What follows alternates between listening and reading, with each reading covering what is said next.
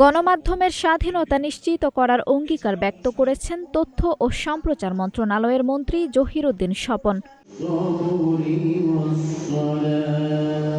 শনিবার বেলা 11:30টায় বরিশাল নগরীর জেলা শিল্পকলা একাডেমি মিলনায়তনে মহান শহীদ দিবস ও আন্তর্জাতিক মাতৃভাষা দিবস উপলক্ষে আয়োজিত আলোচনা সভায় প্রধান অতিথির বক্তব্যে তিনি একথা বলেন।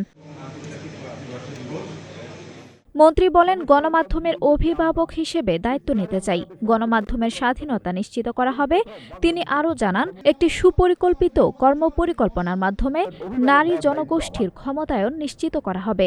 একটা দেশে গণতন্ত্র চলতে পারে না যদি সেই দেশে স্বাধীন গণমাধ্যম না থাকে।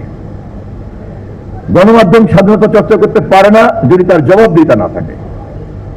আমরা সেই কারণেই স্বাধীনতার জন্য জবাবদিহিতাকে নিশ্চিত করব এবং এই পথেই গণমাধ্যমের স্বাধীনতাকে আমরা নিশ্চিত করব এবং সেইভাবেই জাতির সমস্ত চিত্রকে উন্মোচিত করবে গণমাধ্যম।